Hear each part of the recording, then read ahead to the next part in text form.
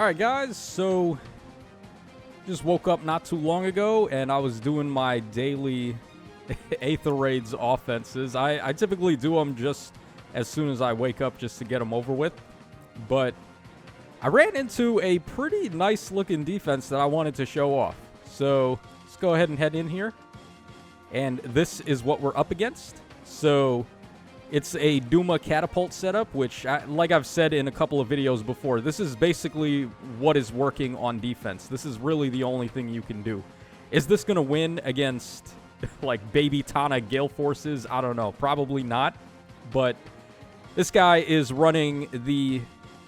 which season was this again? The Ninja Harid, I guess he is? I don't even remember what seasonal this was, but whatever it was. The Harid on this was a demoted unit, but he's really good. So, of course, his B skill sets up ice closest to the enemy units as opposed to your own units, which means Baby Camilla, who I always run for offense, is unable to turn those off. She can turn the ice off from Corrin Ring and Corrin herself, because those are within 2 spaces of the target enemy. But this guy does it close to my team, which means the ice is in a very annoying spot, and I'm actually not sure if I'm going to be able to convert this one into a win.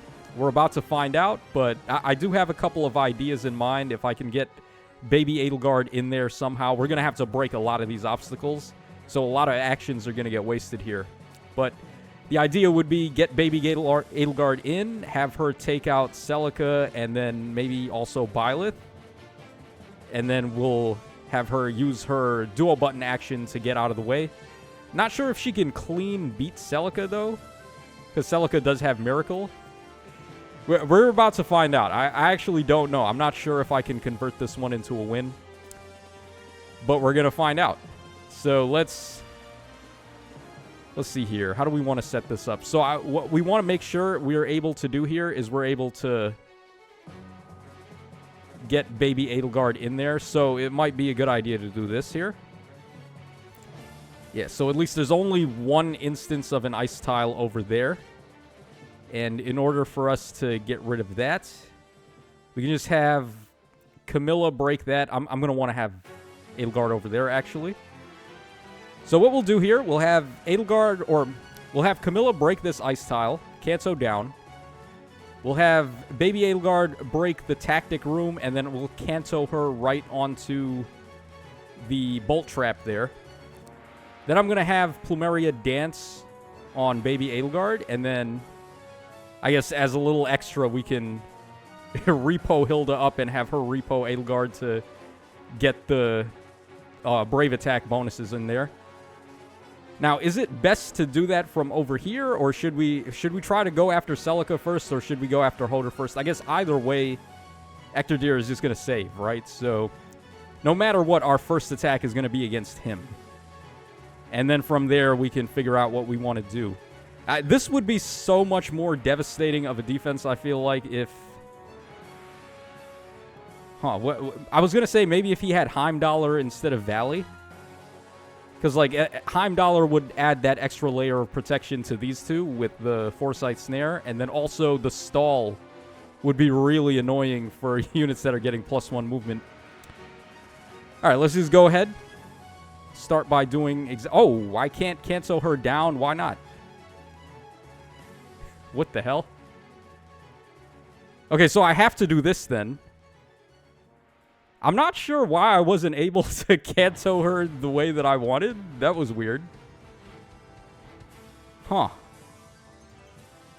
Oh, because... what the hell? There's an ice tile down there, too? Oh, that's bullshitty. Yeah, I didn't realize Harid was that gangster, that he could put ice on my, like, on the bottom row. Yeah, that's gonna suck. So how are we supposed to get Camilla out of the way now? Wow, we're really gonna end up using all of our actions here. I'm gonna have to break this ice tile now with Elm. And then I'll be able to... yeah, now we'll be able to repo... we'll be able to repo Camilla down. And then we'll be able to Kanto Thor over there. And like I said, guys, it's looking less and less likely that I'm going to be able to convert on this. But we're going to try our best here. So we break that. I guess we'll leave Edelgard right there. All right, we'll go for this dance here. And then we'll repo Edelgard up. We're also able to attack, with Hilda, if that would matter. All right, and then Ectordeer is incredibly badass, but we are able to take him out if we attack from over there. So that's what we're going to end up doing. Let's go ahead and attack. Hodor's going to break our fence, but that doesn't matter. The fence was already going to break. Duma was going to target it. Oh, why didn't she get her extra action? Huh? Wait, why didn't Edelgard get her bonus action? Isn't she supposed to get a bonus action after she attacks? What the hell? Let me see here. Something happened. Something wrong happened, obviously. After Kanto, including cases where Kanto is ended due to Kanto control, if unit entered combat on the current turn, grants another action to unit and re-enables Kanto. Yeah. Once per turn, does not trigger when affected by effects of traps in Aether Raids. Yeah, but we weren't on a trap. We were on a vine tile there. And they didn't allow us to convert. What the hell? I'm pretty sure we were supposed to be able to get an extra action there. I don't know what's going on with that, but okay. So, we're just royally screwed if that's the case. All right, we'll take out Hodor with Hilda because that's really the only other thing we can do right now. All right, we'll cancel her down. Now, basically, we're dead. Nothing we can do. I'm surprised, honestly. Like, I didn't think that was going to happen the way it did. I do have Corin Ring on Edelgard, but that's not really going to help us out too much here. Unless Edelgard can live against Byleth, which she can't. Yeah, pretty nice defense, like I said. Now, again, I don't know why Edelgard didn't get her extra action there. If you guys watching at home can let me know why I wasn't able to Gale Force with my Edelgard, that would make a little bit of sense. But, yeah, because she only gets the Gale Force when she enters combat. I don't think it's because we broke a structure with her before we had her enter combat. I think she would have still gotten the bonus action afterwards, right? I'm not 100% sure. But yeah. So GG's to... Who is this? Let's see his name. Alright, so it's a Japanese guy, Insys, and then a bunch of kanji that I can't read. So yeah, like I said, very badass defense there. The Duma catapult strats are the things that are working at the moment. So... legitimate ladder. I lose from time to time. It's not like I'm unbeatable on offense, but a lot of the times my losses are just from me playing really bad as opposed to the defense being really good. And this was one of those instances where the defense was actually really good. So, yeah, always a pleasure to show off defenses like that. I'm probably not going to do a showcase for my own defense this season, but... this is what I did. I actually wanted to try the defense without Duma to see if that would do any better, because I did want to get Duo's Hindrance back.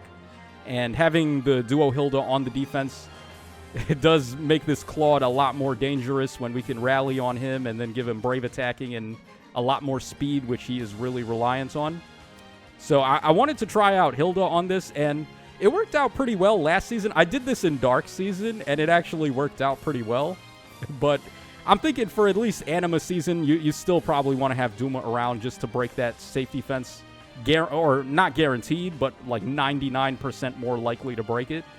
Because forcing the enemies to attack on turn 1 is just so devastating. If we look over here at the replay that we got today, this guy is able to win because I don't have Duma anymore and he's not able to break the fence.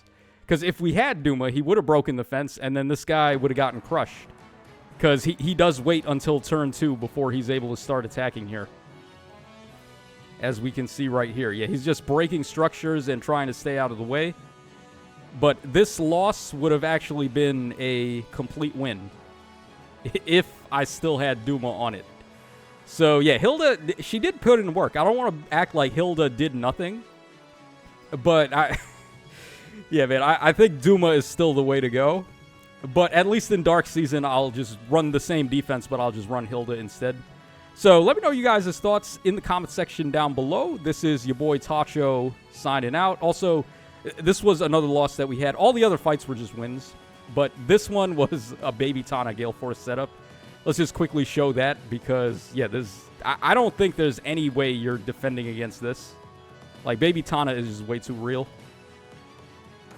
Yeah, it doesn't matter. Who cares where the traps are? He can just move all his units wherever the hell he wants, essentially. This, like, Baby Tana Gale Forces are going to get even better after we get the new Peony who's coming out, the Bride Peony. Because that unit has pass, she can dance. She seems like she's going to be a good offensive unit herself. Like, she'll be able to get kills. So she'll be an interesting unit to pair up here on teams like this. But yeah, this is your boy Tacho signing out. Really impromptu video, but it's rare that I get to lose on defense, lose to a defense, and genuinely lose too. Not like a I just played really bad loss, but a genuine loss. So this is your boy Tacho signing out. Take care, guys, and I will catch y'all again on the flip side.